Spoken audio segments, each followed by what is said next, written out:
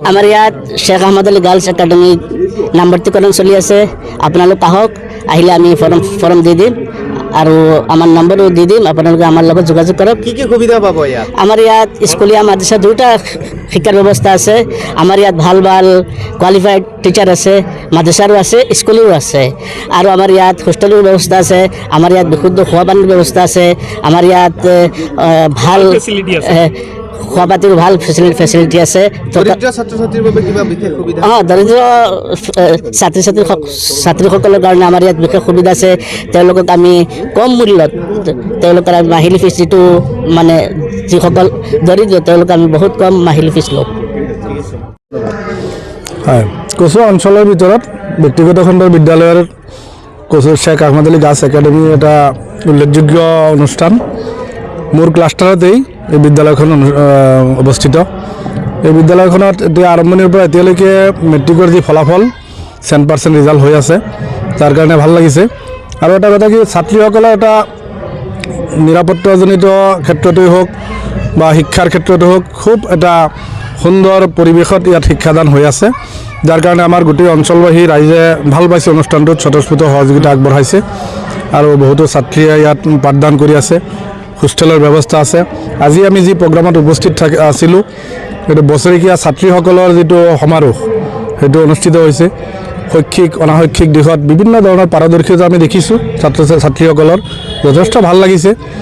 ছাত্ৰীসকলে ভাল ভাল প্ৰদৰ্শনী তেওঁলোকে ইয়াত আমাৰ আগত প্ৰদৰ্শন কৰিছে। গতিকে অদূৰ ভৱিষ্যতে এই অনুষ্ঠানটো আৰু জাকতজলিকা হৈ আগবাঢ়ি যাওক। এই অঞ্চলৰ ক্ষেত্ৰত এটা উল্লেখযোগ্য অনুষ্ঠানলৈ পৰিণত হওক। কচুৱাৰ লগতে নগাঁও জিলাৰ সকলো অভিভাৱকে ছাত্ৰীসকলক ইছলামিক শিক্ষাৰ লগতে আধুনিক শিক্ষাৰ যিটো এটা যৌথ প্ৰচেষ্টা, এনেকুৱা অনুষ্ঠানত তেওঁলোকে ইয়াত আহি পেলাই পাঠদান কৰাব পাৰিব। গতিকে এটা নিৰ্ভৰযোগ্য অনুষ্ঠান কৰ্তৃপক্ষক মই আজিৰ কাৰণে ধন্যবাদ জ্ঞাপন কৰিছোঁ। শেখ আহমদ আলী গাৰ্লছ একমাত্ৰ অনুষ্ঠান, দুয়োটা শিক্ষা একেলগে হয় ইহকাল পৰকালৰ। আৰু এই লৈ আমি 2025-26 চনৰ বাৰ্ষিক যিটো সমাৰোহ সেইটো আমি সম্পন্ন কৰিলোঁ। আমাৰ ইয়াতে উপস্থিত আছিল ডক্টৰ তৌফিক Borbora, director Dibrugarh medical college, তাৰপিছত কৰ্ণেল ডক্টৰ লুৎফুৰ ৰহমান চাহাব আৰু আমাৰ ইয়াতে বিশিষ্ট অতিথিসকল আছিল। আমি আশা কৰোঁ যে এই অঞ্চলৰ সকলো ৰাইজে এই একাডেমিটোৰ কাৰণে সকলোৱে সুদৃষ্টি ৰাখে আৰু আগলৈ আমাৰ পিছত যিবিলাক ৰিজাল্ট হৈছে স্কুলৰ ক্লাছ 10-ৰ, এইবিলাক যাতে আৰু আগলৈ আৰু সুন্দৰ ৰিজাল্ট হয় তাৰ কামনা কৰিছোঁ। আৰু সাংবাদিক বন্ধুসকলক এই লৈ আমি বেছি প্ৰচাৰ কৰিবৰ কাৰণে অনুৰোধ কৰিলোঁ। শেখ আহমদ আলী গাৰ্লছ একাডেমীৰ মহতমী মই চবক জনাব বিচাৰিছোঁ যে এই বছৰত এতিয়া আৰম্ভ হৈ গৈছে এডমিশ্যন। যিসকল এডমিশ্যনৰ কাৰণে ইচ্ছুক আপোনালোকে যাতে এই জানুৱাৰী মাহত এপ্লিকেশ্যন দি আপোনালোকে নামভৰ্তি কৰাই আৰু চব ইনশাল্লাহ আপোনালোকে চব ফেচিলিটি ইয়াত আছে। ইয়াতে ধৰক ইছলামিক লগতে জেনেৰেল দুয়োটা শিক্ষা দিয়া হয়। মাদ্ৰাছা এইবাৰ দৌৰাই হদিছ খোলা হ'ব। আৰু এইবাৰ আমাৰ 10লৈকে আজি 4 বছৰ ৰিজাল্ট আপোনালোকে চবে গম পাইছে। ইনশাল্লাহ ভাল ৰিজাল্ট হৈ আছে আৰু আশা কৰোঁ আগতে আৰু ভাল ৰিজাল্ট হ'ব। এটিম ছাত্ৰীসকল আমাৰ হোষ্টেলত 40 জন এটিম আছে, বাহিৰত 12 জন আছে। তো সেইসকলৰ বিনামূলীয়া একদম চব শিক্ষা বাৰু দিয়া হয়। সিহঁতে এই ভাল ৰিজাল্ট কৰিলে ইয়াৰ গুৱাহাটীত বা হোজাই তেওঁলোকৰ তাতো আমি দি লেখা পঢ়া কৰাওঁ। ইনশাল্লাহ জি দিয়া হৈছে, যাতে যদি ভাল ছোৱালী পোৱা যায়, ভাল উচ্চ শিক্ষিতা বনোৱা হ'ব। আৰু এইবাৰ এডমিশ্যন আছে, আপোনালোকে যদি এডমিশ্যন কৰাই ইনশাল্লাহ কৰাব পাৰিব। প্ৰথমতে আপোনালোকৰ মাধ্যমৰ জৰিয়তে গাৰ্লছ একাডেমীৰ জৰিয়তে মই এই কথাটো জনাব বিচাৰিছোঁ যে নলেজ ইজ পাৱাৰ।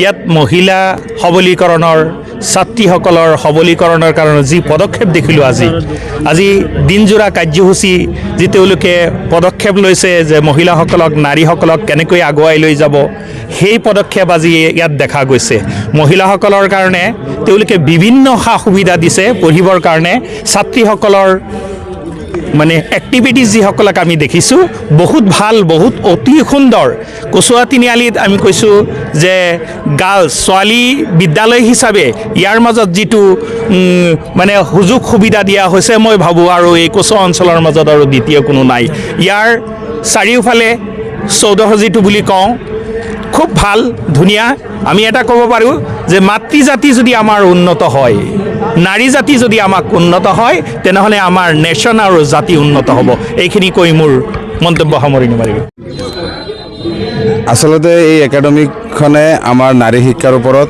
গুৰুত্ব দিছে আমাৰ যিহেতু নাৰী সমাজক আমি কি কৰোঁ যে তেওঁলোকে লিখা পঢ়া কৰিব নালাগে এইটো আমাৰ এটা এতিয়াও প্ৰচলন হৈ আছে কিন্তু তাৰ বিপৰীতে আছে তেওঁলোক যে নহয় আমাৰ মহিলাসকলেও যে কিবা কৰিব পাৰে তো ইয়াতে ধৰ্মীয় শিক্ষাৰ লগত আমাৰ যিটো আমাৰ আধুনিক শিক্ষা যিটো আছে এইটো তেওঁলোকে খুব ভালকৈ চলাই নিছে বিগত দিনবিলাকত আমি চাইছোঁ তেওঁলোকৰ যি মেট্ৰিকৰ ফলাফল বহুত ভাল ফলাফল তেওঁলোকৰ আৰু তাতেই ভিতৰ চৰাৰ যি পৰিৱেশ আপুনি কৈছে ইতিমধ্যে বিভিন্ন ধৰণৰ গছ গছনি ইত্যাদিকে আদিৰ পৰা ইয়াত এটা শৈক্ষিক পৰিৱেশ মানে ইয়াতে ছাত্ৰ ছাত্ৰীসকল আহিলে আমাৰ ছাত্ৰীসকল আহিলে তেওঁলোকে পঢ়িবলৈ মন যোৱা এটা পৰিৱেশ তেখেতসকলে গঢ়ি উঠাইছে তো তাৰ কাৰণে ভাল লাগিছে আজি তেওঁলোকৰ যিটো প্ৰগ্ৰাম আছিলে তেওঁলোকৰ ছাত্ৰীসকলৰ যি সুপ্ত প্ৰতিভা আজি বিকাশ হৈছে ইয়াতে আমি দেখিছোঁ বিভিন্ন ধৰণৰ তেওঁলোকে ক্ৰিয়াকলাপবিলাক কৰিছে আমি দেখি পেলাই আপ্লুত হৈছোঁ আচলতে ইয়াত যিসকলে শিক্ষাদান কৰি আছে যিসকল